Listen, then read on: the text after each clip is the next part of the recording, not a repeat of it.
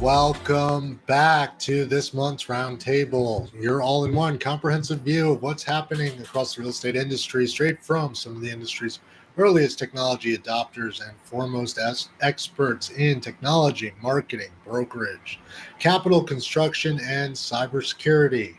As always, this is a three-part show. Part one, introductions, meet your hosts. Part two, sector focus. What news, what things are impacting the industry today? And part three, what can we do? What can you do to adjust and accelerate your way to outsmarting your competition? I'm Andreas, Senie, founder of CRECollaborative, brokerage owner and commercial director here at KW, as well as a technology growth strategist for both the nonprofit and for-profit sectors. Joining me this month is none other than Rebekah Carlson, founder and CEO, Carlson Integrated, past president at NICAR, and brokerage owner herself. Becca, nice to see you. Welcome back. Thank you. As well as Maria Kowalik, SVP and Director of Business Development at Inland Green Capital, all things green, energy, and easy financing. Maria, nice to have you back with us. Thanks. And Darren Hayes as well, joining us, CEO Code Detectors, professor of all things, and my personal savior when I was hacked. Are you in country, Darren? Nice to see you. I am. Good to see everyone. And just a fair warning to our audience today, late joining, Saul Klein, Internet Evangelist, Realtor Emeritus, and good friend. Hi, guys. Welcome back. It's September. Oh, my God. Labor Day has passed us by. Summer's over. What's next? Maria, you're on my right for the first time. It's a nice change up here. Well, and then Saul can take my place because I can only be here for the first half hour, unfortunately, today. Oh, no, irreplaceable. You're just happen to be on the right in my screens tonight. What's going on in your world? How is the financing world in CPACE? Well, actually, it's quite picking up. You can tell that people are back from vacations. They're back into the swing of things. A lot less traveling going on. There are a couple of conferences currently in process across the country, which people are attending, and but they're still communicating via email and text from those conferences, which is very heartening to see. So all in all, it looks like it's going to be a positive business fall for us all. So no concern over the interest rates where they are. CPACE continues to be there, tried and true. And there are always concerns. And, we're going to get to those. But the fact is that, it still remains a much more viable option and a great partner in that capital stack to make the deal pencil out, to make that project happen. And so, and since our friend Chris is not here this evening, who usually handles the construction end, I will say that I've noticed in conversations with potential clients and people in the industry that although a lot of the supply chain issues have improved, but there are still varying availability issues regarding equipment, uncertain schedules for delivery, and so this still continues to be a bit of a drag on any transactions happening. Absolutely. And speaking of conferences and Chris Abel is at a conference tonight. And I just came from Manhattan yesterday, and many more conferences to come. We are full-blown conference season here in commercial real estate, construction and the like. So speaking of getting deals done in the bottom line, Becca, out there pushing deals, marketing, investors, how are things on your side of the fence? Things are really good and incredibly busy from our standpoint. We have clients that have just closed on acquisitions in Las Vegas, various other places around the country that, for investors who have capital and don't need high leverage, this is still a buying environment, especially as sellers come to understanding of the impact of interest rates on those sales prices. those are pretty critical times. And so we're seeing clients that are actually closing on transactions. The other piece is for us, it's conference season also. So lots of conference prep going into CRETech, where I will see you, Andreas, and That's see right. where I'm going to see Dan. So I am so excited. 2 weeks in a row, I get to see members of our podcast and talk to other professionals in the industry. It's going to be very exciting this fall. It's my favorite time of year, more so because of Christmas, but also because of CRETech as we head into it. But yeah, the conference season, as Anna Maria pointed out, deals are getting done. Rebekah, you're out there looking in Vegas and so forth. A term I've reused and I'll pretend to coin was investors are looking for steals. Sorry, institutions are looking for steals. All the investors are out there making deals. So we've been super busy, which is exciting. That being said, I know the only other busier sector than real estate on the investor level, not the institutional level, must be the cybersecurity level. Darren, welcome back for the first time in 2 months. 2 months, 3 months. It's nice to see you. As far as your side of the pond, assuming you're here, how are things? Yeah, everything is good. Cybersecurity, yeah, it always keeps us busy because there's just seems to be always an uptick in attacks that are occurring. But with geopolitical events, things have been ramped up, particularly in Asia. So we've seen a lot more cyber attacks by China against certain organizations in Hong Kong and also in Taiwan. So when we hear about military exercises going on in Taiwan, you know, we're also seeing that matched with cyber attacks as well. Why do we care? Well, much of this malware that targets some of these organizations often ends up, you know, in our part of the world as well. So you know, malware ransomware that was developed that was targeted towards certain countries impacts U.S. companies as well. Absolutely. It's a worldwide problem. Go ahead. I have a question for Darren. You know, we've heard in the news a lot about an uptick in solar flares. And so have you seen any particular, you know, movement in that area? And how is that affected? And what can you do to work with that? Well, that's kind of interesting. I have heard that impacting satellite communications, for example, and you know, people making phone calls or getting texts and that kind of thing. One thing that's interesting is this new advancement of 5G, which is being rolled out, and you're seeing that show up on your phone more and more. And so more and more calls are actually being connected through satellite, especially in more rural areas, which is kind of interesting as well. And so that would be impacted by something like solar flares, for example. Yeah, definitely interesting times there. Well, and we're yet to be in a place where there's funds available to help us upgrade our infrastructure as far as security, unlike CPACE with solar flares, which, you know, more solar, more panels, right? That's the good news. But I think of solar flares very much of an air stewardess on a plane telling me to close my device when I take off because I may crash the plane sending an email. But am I wrong? There is an impact, right, Darren? They are a big deal. I don't necessarily think that there's an impact, and there are many people who think that you know, cell phones don't really impact pilots, you know, communications or anything like that. You know, when you think about when you're backing out from the terminal and they're forcing everybody to shut down their phones, you know, there's 5,000 people in the terminal who are making phone calls and using the internet, and that's not impacting the pilots or the planes. So I think that there's, you know, it hasn't been discussed enough. I've heard that it doesn't impact communications, but you know, it's not necessarily my realm, within my realm of expertise. Fair enough, but you know, in your realm is working through cybersecurity, the IT of it.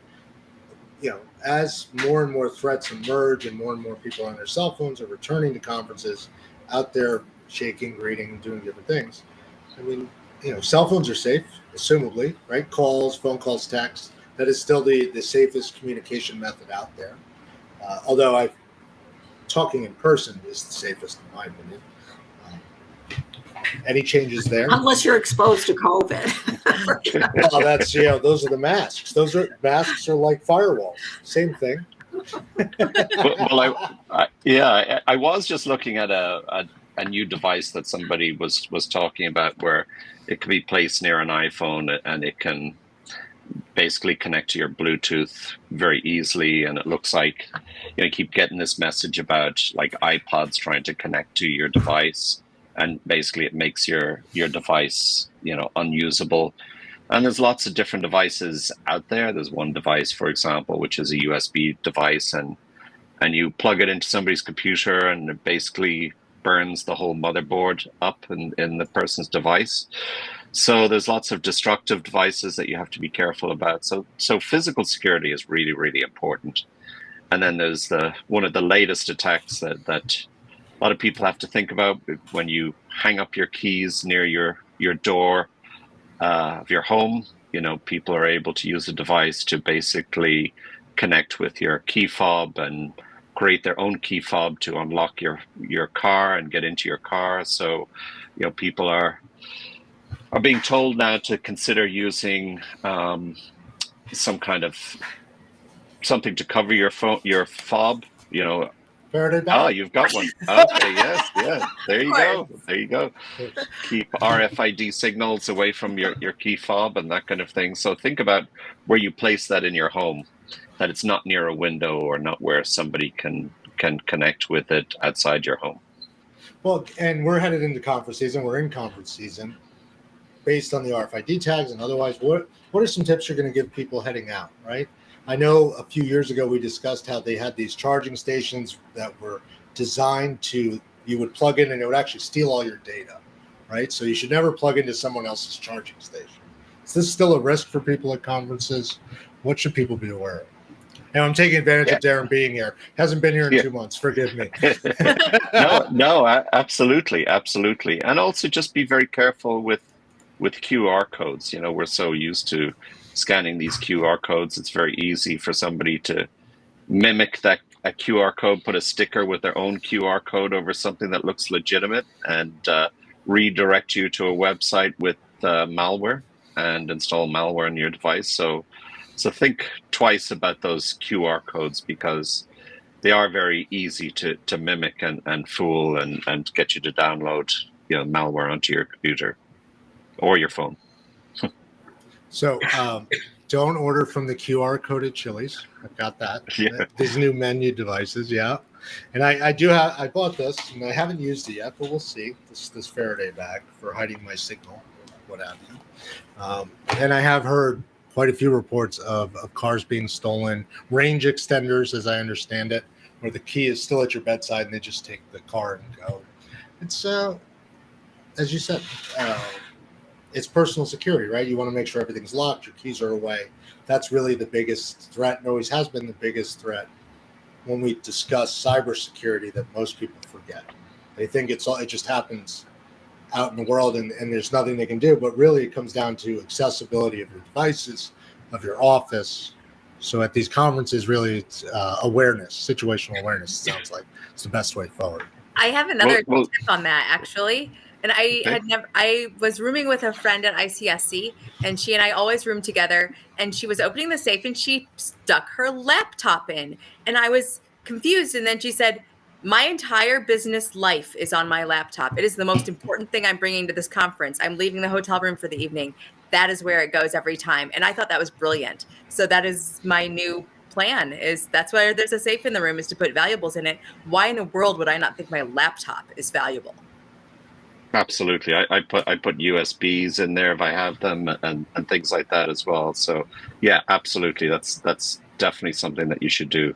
But don't just think about thieves as well. Think about what we view as being legitimate companies as well. I don't know whether anybody read that Mozilla Foundation report that was talking about cars and all the data that they collect about you. And they were talking about, being able, Nissan, for example, and Kia, I believe it was, who were talking about how they could determine how often you have sex and your sexual orientation and things like that, based on data that they're pulling from your phone when you connect to that infotainment system. So be careful about the privileges or your connections to those devices. We can all, there's also those rental cars, and people often will connect their device to those rental cars, and you got to be careful about that information being shared, because the next person could pull your information down from that infotainment device too. Very interesting. Thanks for that. And I had a question as well in regard to, so I have what I call a green card. And so rather than using paper business cards, when I go to events, I have the card that, can connect with anyone immediately on their phone. You tap and go.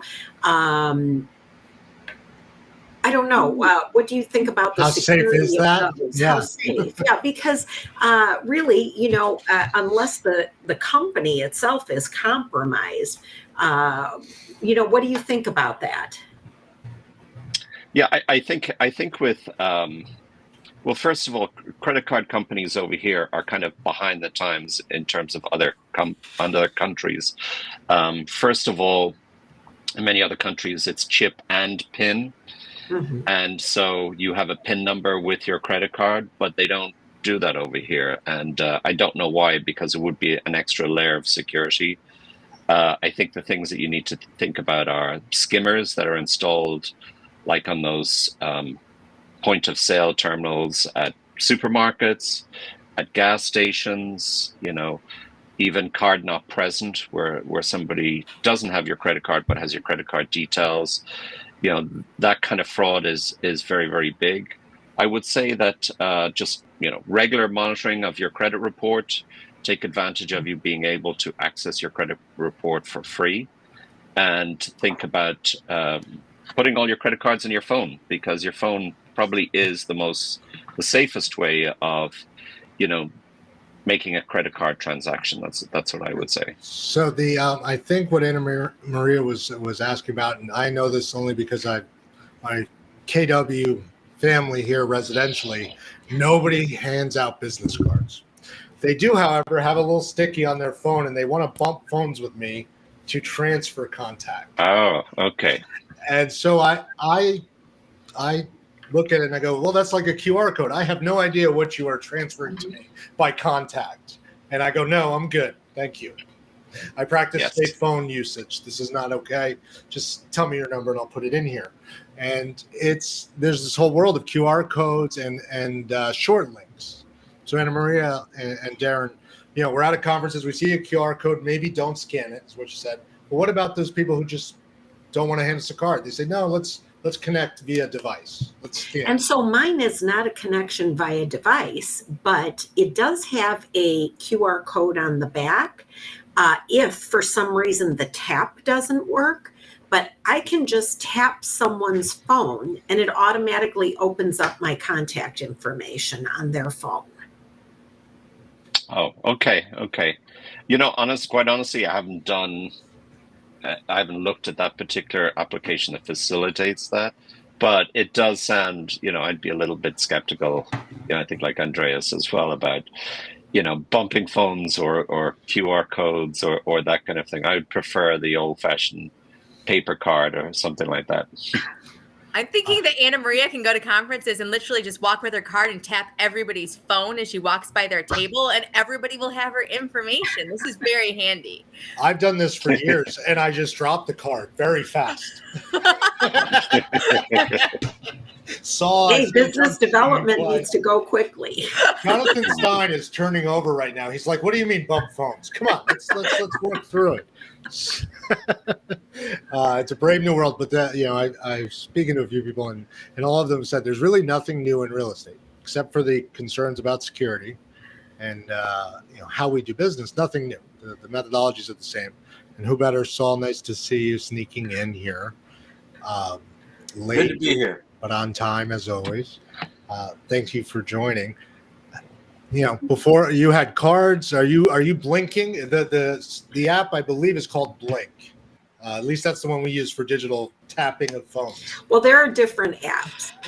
Quite a few. There are different And- ones. I have a different one, and I'm not going to be advertising any particular, but there we go.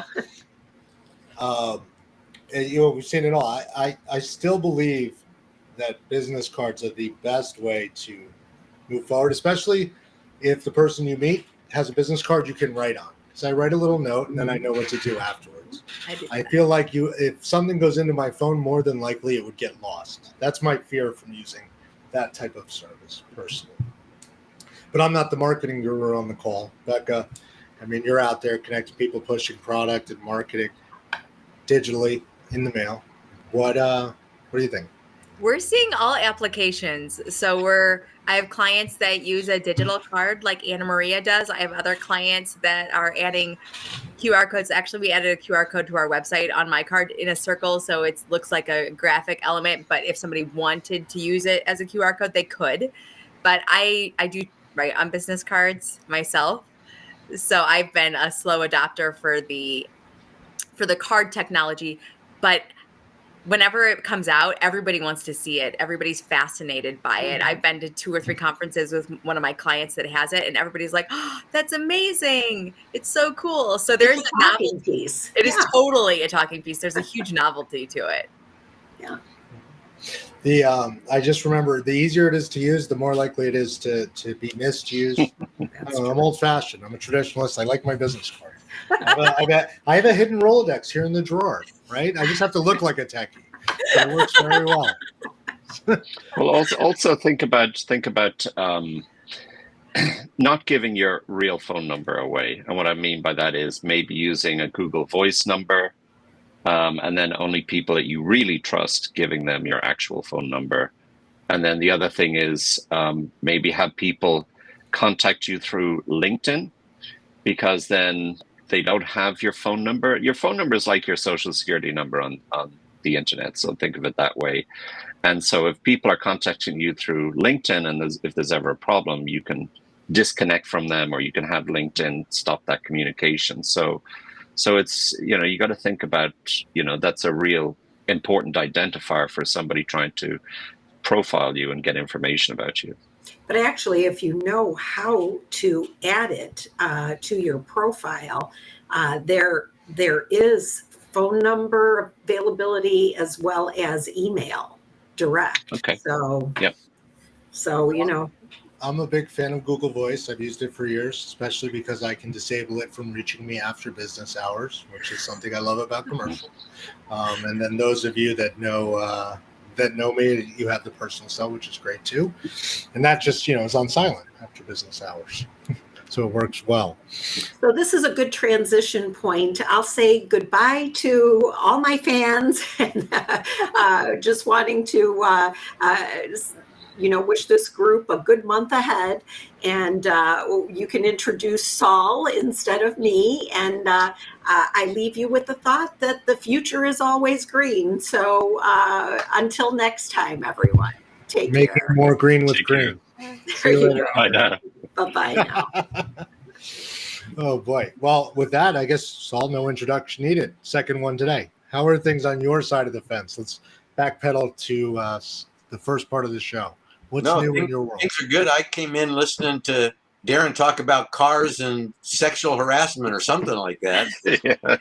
Well, litigation and God knows what else out there, which And it reminded me of and you probably heard the story of, I think it was Target, that they gather enough data on you when you buy things that they had profiled pregnant women in their second trimester or something. They know that they buy all these different products. So they knew Target, whatever the merchandiser was, before the young girl's father knew that she was pregnant, and started sending her advertisements and coupons on the things that you would buy if you were pregnant, and the father got them. And so we give our data away all the time. We don't even think about it, right? You go to the grocery store and they know, you put in your phone number, you get a discount, but they know what you bought, when you bought it, where you live, what day of the week you shop. I mean, we've been shopping at the same grocery store for 40 years. So they know, like, all of our habits. They probably order the eggs just in time for us to go buy them, right? I mean, it's like, so we give away this stuff all the time.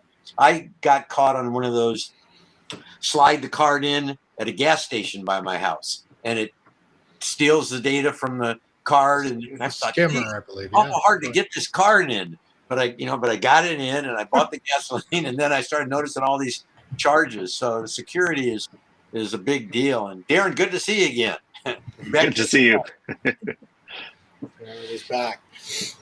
So the threats are out there, but they've always been out there. We're out there doing business. We're walking. We're talking. We're making adjustments. I'm going to share my link for this my Blink app. See how many of you connect to it for our cards. I'm sorry you got skimmed. Is that right? Skimmed. Yeah, skimmed. It was like 5 years ago or something. Yeah. And, well, I don't go to that gas station anymore. Right. Well, or you pay cash at the pump. Hopefully. Well, but I like the points that I get, right? Because I can convert that into cash.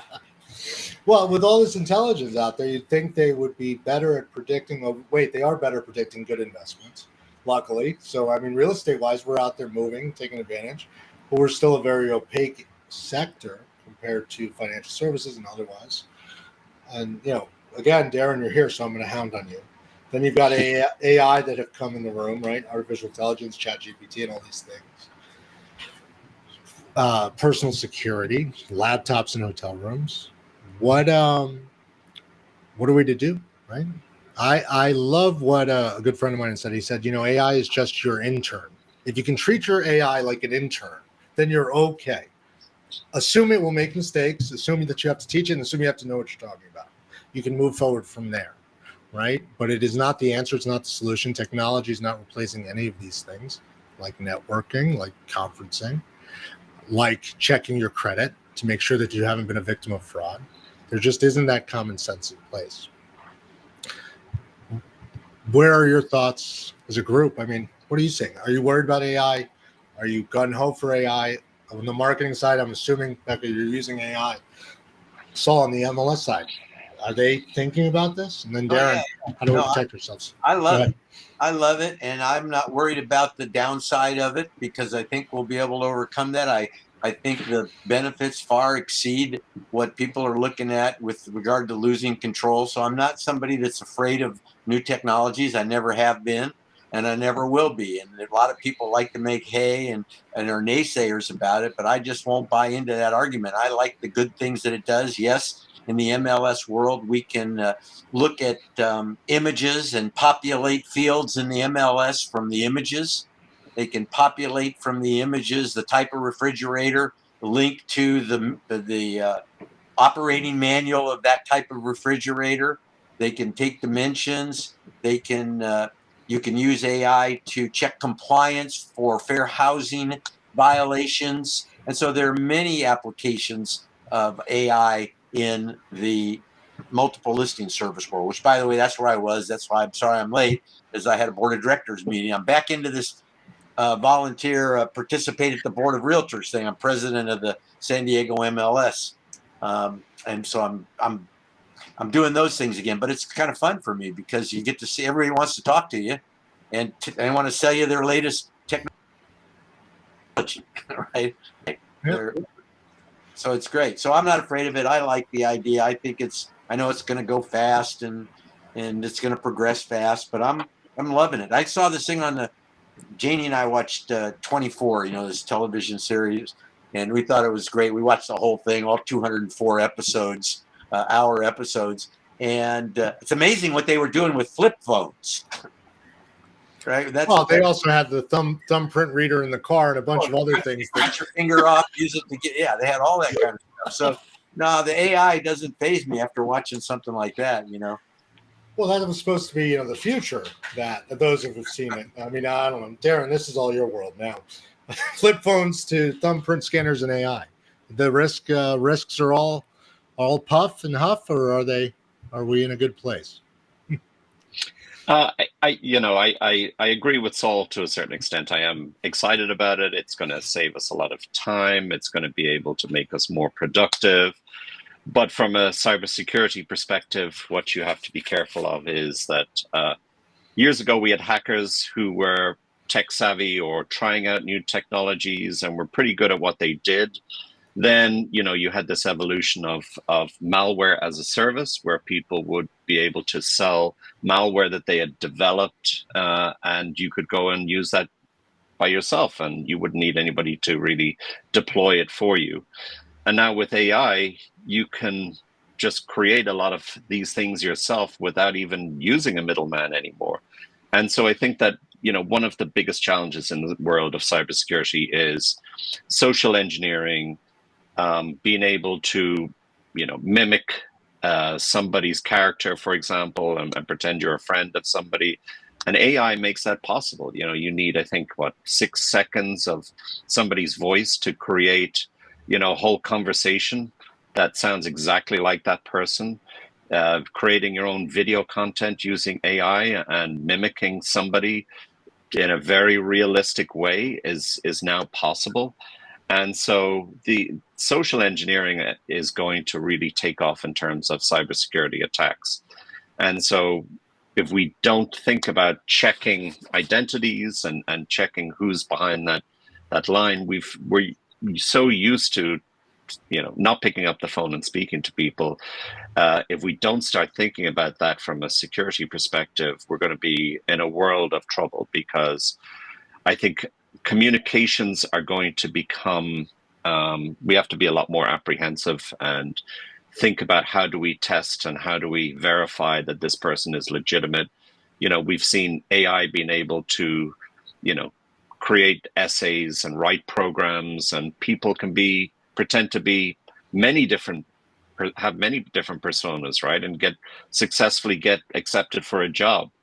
So, it's going to mean that when we interview people, we're going to have to verify in person that they can actually do what they say they can do. So they're kind of some of my concerns, is that in a digital world with digital communications, verifying that other person that you're communicating with is going to be a lot more challenging. Darren, that's always been an issue on the internet. Remember that old cartoon with the dog sitting at the computer and the cat sitting next to him, and the dog says to the cat, the great thing about the internet is they don't know you're a dog. Yeah, exactly. But the thing is that a lot of this technology has been perfected because we were able to see, spelling mistakes in an email, or we were able to see, this doesn't sound like my friend, or this doesn't sound like somebody else. But AI seems to have perfected all of that, so that it's going to be a lot harder to discern, who's legitimate, what somebody's writing, is that legitimate? And it's, from writing like an investigative report, maybe I could have some AI chatbot, ChatGPT, do that for me now, and would that look as legitimate? It would be interesting to see, So, have you noticed a lot of the stuff that I read? It actually is generated by AI. I mean, like news articles, right? So it's already, you're seeing that. A lot of the stuff you read, and you can kind of tell, and then often they disclose it at the end, right? But conversely, the actual humans who are talking on these news stations are lying a lot of the times as well. See, that's a whole nother thing. Not to get political, yeah. We've had social engineering for a long time. Yeah. Well, social engineering, the other day, social engineering aside, ChatGPT, the bane of my existence today, because everyone's behind the screen and they're all on ChatGPT. I kid you not, I had someone try to negotiate with me through ChatGPT, because I pulled it up on Bing AI and I said, negotiate this term with these parameters. And I swear to God, it sounded just like what she was emailing me by text. I went, he, doesn't matter. I went, oh my God, you're not actually negotiating. You're telling your ChatGPT, you're asking the question, how do I negotiate from here? And it's too much word flourish, and it sounded too good. And I went, you don't know how to negotiate. You're just asking it. That's terrible in my mind, because you have to know the mechanics of something to do it well. And you have to know the mechanics to understand when it's going awry. And that's my biggest concern with AI, is that if you can't investigate and understand the why and understand the top level, where are you left? I do agree that AI will help in many ways. But again, back to that intern level. Still need to teach it. So I don't know. I mean, AI and marketing, Becca, your side of the fence. I have Create a presentation. Go ahead. Tell me. I have a client who's had me run a couple of test articles, test narratives. So we've been doing a little bit of playing inside, and I like to use Google Bard, which is their variation. I figure nobody invests more than Google, so they're going to own it all anyway at some point. So I might as well start with their product. It has been fascinating, and I consistently tell my team, trust but verify, which we always talk about on this show, right? Trust the answers that you get, but verify. That's our role as humans. That's our role in reviewing things. So the most interesting one to date was last week. And I did the question of why invest in retail real estate right now. And I couched it with first, I did the first one, why invest in retail real estate? And it gave me this pat answer. And then I said, right now in 2023. And it gave me the same answer. The problem is that the first bullet point was everybody should invest because of historically low interest rates. Well, that is not new news. That is old news. It is not, while they are still could be construed as low interest rates if you're looking on a very long spectrum and continuum. And some of my friends who have been in the industry for a long time talk about buying their houses at 15% interest rates. Nobody's looking at 8% rates as like amazing historically low interest rates. So that is not a convincing argument for today, because it's gathering. And I tell my team this again, because we're writing content, because we're reviewing content on a regular basis, is we have to take it into context that AI is gathering what all sources are saying over an expanded period of time. It's not finite. They're not really looking at the news from today. And this is obviously in a writing context, which is such a small niche of what actual AI incorporates, right? Like AI touches so many more things. And the use case that Saul has is so different than asking AI, why should you invest in retail real estate? And seeing if it knows the fundamentals that are already in my head is why I invest in retail real estate. That's a very different case study and a use case for AI. So I see benefits, and huge benefits, in what Saul's talking about, of being able to marry factual data and factual information about a refrigerator and include it all there, so that all of the information is linked to it. It almost reminds me of like how blockchain hypothetically was supposed to work. Blockchain was going to change everything, and everything was going to be intrinsically tied to a data point, right? Well, the refrigerator is that piece, and then all of those all the information about that refrigerator in that photo becomes all of that information that's intrinsically tied to it. So different use cases for different forms of AI have different benefits, and they all have benefits and detractions. The reality is that it's still fun for me to play in it. And so I'm still going to do it. And hopefully I can teach it better how to navigate the question, but I don't know any better way to clarify my question than today. Like, here we are, September 5th, 2023. What exactly makes, what is the market showing that are the fundamentals of why it's great to invest in retail real estate, which, by the way, is my favorite product type. And I would love to be investing in retail real estate right now. So I'm already sold. Retail is on its way to having its moment at this point, which is exciting. It's their cycles. Yeah. Every product has a cycle. But I do like what you pointed out. So as an identification tool, pulling from an image, what is in the image, that object. But are we to assume that programming bias has disappeared? How do we know that it isn't garbage in, garbage out, which is the age-old problem of, not to harp on MLSs or any other source, fill from tax record. If I can't review the record I'm filling from in full, how do I know that's the right record to pull from? Part of what we do as brokers, advisors, consultants across the board is ask questions and look under the hood and say, to Becca's point, and trust but verify, where did this come from? What's the source? How do we know it's correct? And I'm not asking this of Go ahead. But are you assuming, Andreas, that if you ask a human being, they always know the truth? I assume they're always wrong, and I should check anyways. I like to hear the answer. But from a technology standpoint, we want to assume that the technology is correct, right? So, Darren, I use another way. I use it's a research tool, right? So it's a way to search. If I do a Google search, I got to sift through the ads. I got to figure out what's an ad and what. If I go to ChatGPT or Bard, then it goes and gathers stuff, and I can further research from there. So I look at it. One of the uses for me is research. I write something every day called the language of real estate, and I publish a new word every day, and I pull the word from John Riley's book, The Language of Real Estate. But now I go into ChatGPT and I put the word in there, and I find other extended definitions. Now, I've been a real estate broker for 47 years, so I know the answer to how to define these words. And so I find things I never thought of that, yep, there's another thing that helps explain this word. So using it in addition to other things, again, as a research tool, has got a value. Go ahead.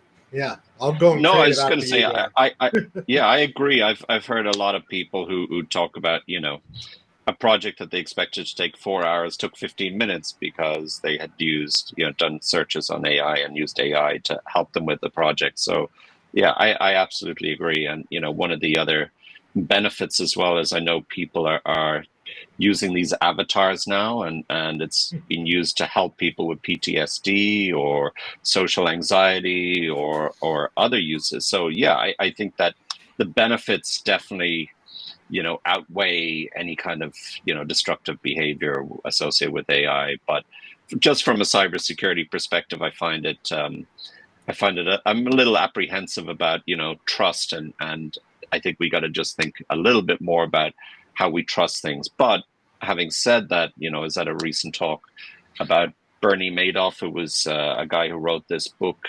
about the Ponzi scheme and Bernie Madoff and what he did. And this was pre AI, but everything was created on the fly. And so, when the SEC examiner would come in or an auditor, and they were asking about particular statements for clients, they person would leave the room, they'd go downstairs, and they would just create a statement on the fly for a particular entity or a particular person, and they print it out and put it in the fridge for a few seconds to cool it down, and then bring it to the auditor. So scams have always been around. They will always be around with AI. We've just got to think about how we fend off this kind of fraud in the future involving AI. So an overall awareness of fraud and checking and trusting, which is always been there for those willing to look, and those looking to seek out and trust but verify. What I was going to say on the creative side is less of a research tool. I think 90% accuracy, I can tell you how many brokers locally are using ChatGPT or otherwise to write the description for the city a property is located in. So I am a huge fan of creativity. I was terrible at writing outlines for essays. It's a fact. So for that, as a basis, as a foundation, I think it's great. I just feel that more and more, I'm long-winded at best, and ChatGPT is worse. So what do we do when we don't know to check or to understand or see a problem? Identifying images is one thing. That's a process. We can shrink a process, and it's of tremendous value. I would love to analyze that picture and understand the age of the roof and the windows and the type of window and the cost. That's incredible when we talk about valuations and deferred maintenance. But the rest of it is an unknown to me. I'm not on the bandwagon yet. There's a lot of very great tech. Don't let me say there isn't. CRETech, come see some of the great tech with us. But it is a very fast-moving shuttle at this point, and a lot of unknowns for it. In the MLS. When are the rest of us going to have that level of AI in our MLS? Saul, do you have any line of sight on that? Well, hold on a sec, because I don't have that. I'm just in this position where the vendors are showing me this, right? So I'm seeing, again, so kind of interesting. So Black Knight was the deal closed where Black Knight which is a big company, was purchased by ICE, Intercontinental Exchange, which is the company that owns the New York Stock Exchange, and they're going to start doing right. They've been working on this project for 10 years. They're going to streamline the mortgage process, digitize the mortgage process, and a lot more, and eliminate a lot of people that are in the middle, the sales piece of bringing loans, because the loan is a manufactured product. So in dealing with Black Knight, in dealing with the MLS vendor product they have, which is Paragon, I've been introduced to some of the partners of Black Knight and Paragon. They partner because they integrate better with their systems. And we don't necessarily have all of these partners yet, but I'm getting an opportunity to see them. And as I see them, the AI thing is fascinating to me, with compliance, fair housing compliance, populating fields, looking at deferred maintenance, all this from an image that you could never do, or take you a long time to do manually, but AI makes a difference, right? So Absolutely. So it's great to look at them, but your MLS should have it just as soon as mine does. Right? Yeah. Well, San Diego's forward thinking. They're there before. California's before us in most things, I think. Maybe not. But given that we went this AI route on this month's roundtable, let's do this. We're coming up. It's top of the hour, 13 minutes to the top of the hour. What is the one AI tool you are using that someone else should be using because it has made you smarter and better? Why? For the next month. Let's put it right nail on its head. I believe for me, Bing.ai has been great in my understanding of what limitations there are. But what are each of you using on your own desks?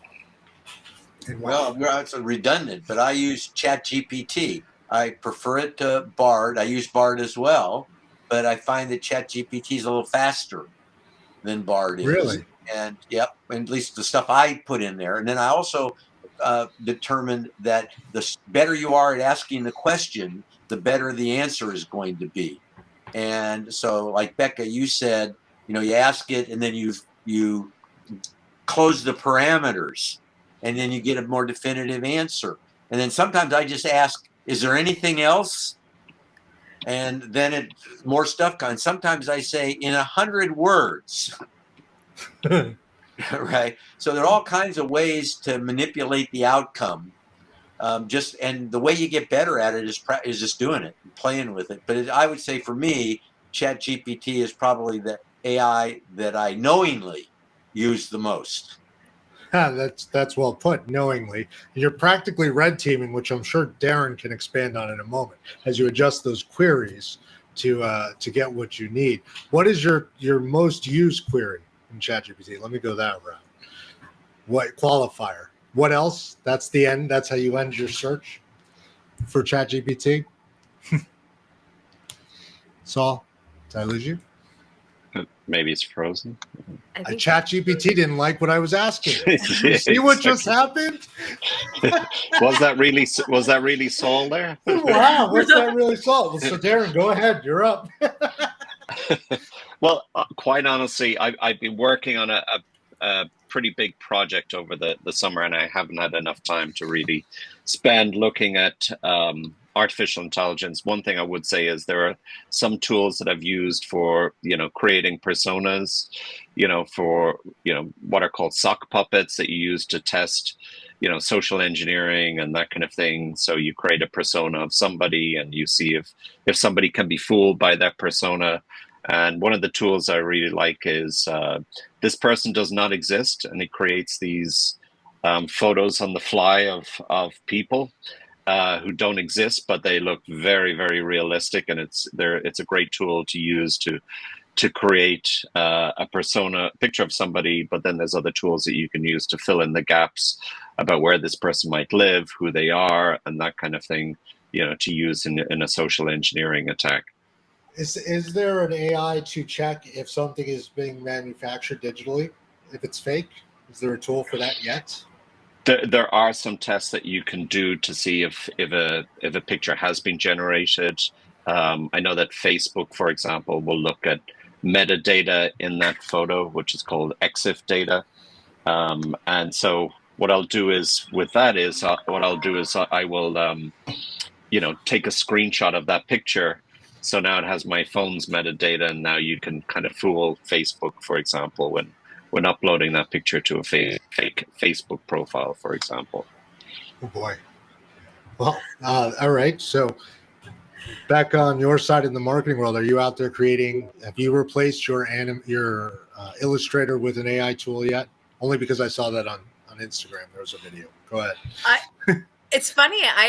We have not at all considered that. And the last demonstration I had was maybe 3 weeks ago of somebody showing how there's still some challenges if you have AI make an image, and they showed a person like standing on a hill, and of course he had 6 fingers or 7 fingers because AI struggles with fingers for some reason. Like extremities seem to have a problem creating. So we're utilizing AI in there's an AI tool in Elementor, which is the website development tool that we use. I've tried it a couple times to rewrite paragraphs and decided that I'm a better writer than it so far. I might be cocky, but I just think I am. And then we have AI in one of our social media planning tools where we might check something. We've discovered that, we write social media that has consistent messaging, and sometimes saying the same thing over and over again, month after month, to drill down that client's narrative can get challenging, and rewording and literally wordsmithing the same concept over and over again. So several of my team members are utilizing AI, whether that's ChatGPT, Google Bard, or the one within the posting tool. That being said, we still do our own thorough review of double checking, triple checking, because AI doesn't always get it. It just doesn't always get it right, which we expect, and so it just becomes part of our process. But it really does aid us in that piece of reframing ever so slightly a narrative that we're having to say the same thing over and over and over again. We don't want people to get extraordinarily bored with it. Have you guys seen the movie Simone? Simone with Al Pacino. I think it's from 2002. And he creates an artificial intelligence movie star that dominates and becomes the most famous star in the world. And then he can't figure out how to get rid of her. And then he finally figures out how to get rid of her. And then they put him on trial for murder. So it's a fascinating story, and it's 2002, and it's Al Pacino. It's pretty entertaining. I watched it on an airplane years ago, but it was like, precursor to all of this artificial intelligence, and it was, created this character that was so real that she was like the dominant movie star in the world, and she wasn't real. Simone. We're putting it in the show notes. Absolutely, Simone for the show notes. I dare say to ask about what book to read, but now we've got enough here for our audience. Speaking of our audience, CRETech's around the corner. If you haven't purchased a ticket, please take advantage of our discount. The show wouldn't be what it is today without our audience. CRETech wouldn't be what it is today without all of the attendees. Now over 2,000 people at the Javits Center in New York. Use our exclusive code. Join us. Rebekah will be there. I will be there. The industry's elite and latest pioneers, only because Saul's not going to be there, but you should be there. We'll be there, as well as all the VCs and so forth. It's truly a great event. Hope to see you there. Or at C5. And what's the other one? Saul, you're at one, and Rebekah, you're at one. Rebekah's at C5 with CCIM. Saul, you're at the NIR one. You just came from a show. Sorry. Yeah, no, I'll be at the California. I'm not speaking, but I'll be there. I'm going to the California Association of Realtors show in Anaheim, the NAR program in Anaheim. I'm going to the RESO conference, Real Estate Standards Organization in New Orleans. And there's one last one I'm going to. I can't remember it right now. I'm supposed to go to Paris in early December to speak at an event that's an international MLS event. And gosh, that's a long way to go to speak, and I'm like, Paris. People say, wait, you can go to Paris? Yeah, but it's Paris in December. I've only been once, and that being said, I'm sure Darren might meet you there. He's over the pond more than not. Darren, any big shows headed for this season and the year for you? Yeah, a couple of conferences. One conference is actually going to be in the French Quarter in New Orleans. So it's a conference on open source intelligence, which is a really big thing today. I mean, you can get anything. You could be your own investigator today. You can get satellite imagery just like the government uses. There's tools out there. It's become a big thing. If you look at what's happening in Ukraine, people identifying where Russian soldiers are held up in particular buildings in particular towns, and so it's a big thing. What type of equipment Wagner Group is using and what kind of artillery they have, and so open source intelligence is a really, really big thing. I'm going to be talking about open source intelligence for counter-proliferation investigations, the illegal export of goods and technologies to sanctioned countries and regimes, and how you can use that technology to find these people. Wow, that was a mouthful, and I want to have another sector interview to talk about that and many other things. And once again, Darren, I want to thank you for when I was hacked and all you did for me. And on those lines, Becca, based on what you said about putting your computer in the safe, I want to remind our listeners that the best thing you can do as far as computers and devices is have multiple backups. Darren, I believe it's the 3-2-1 system. And for those that don't know, it's all about multiple copies. That's how I look at it. The cloud is not the cloud. It's not everything. You need more than that. And not just this funny bag, which I bought on a whim, candidly. Air tags are also a good idea. So they'll rip out your tracking system out of your car when they steal your car, but I had an air tag in there too. Well, now you bring that up. So telematics in cars 2016 or newer, they're all tracked everywhere. We're tracked everywhere. So they rip those out? No kidding. Yeah, unfortunately. You'll see a lot of Mercedes and BMWs and high-end cars being exported to countries, for example, like Angola, Western Africa, as second-hand cars and loaded onto containers and at a Port Elizabeth in New Jersey, for example. But it's, even with the latest technology and tracking devices, it's still happening that these cars are being shipped abroad en masse. Yeah.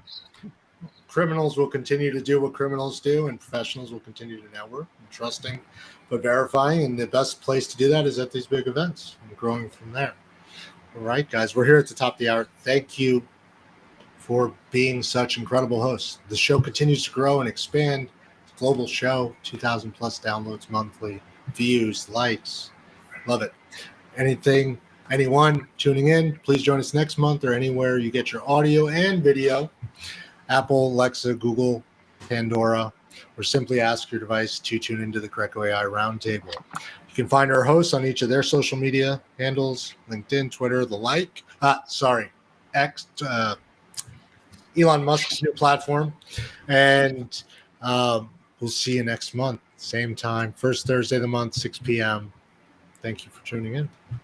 Thanks for tuning in to the Real Estate Roundtable, powered by CRECo.ai, your source for the latest in real estate and technology. For past episodes, sector interviews, and more great content, follow us on all social media and YouTube at CRECollaborative. You can also find us anywhere you listen to podcasts. Please like, subscribe, and share. It really does help. Thanks again for tuning in, and we'll see you at the next Real Estate Roundtable.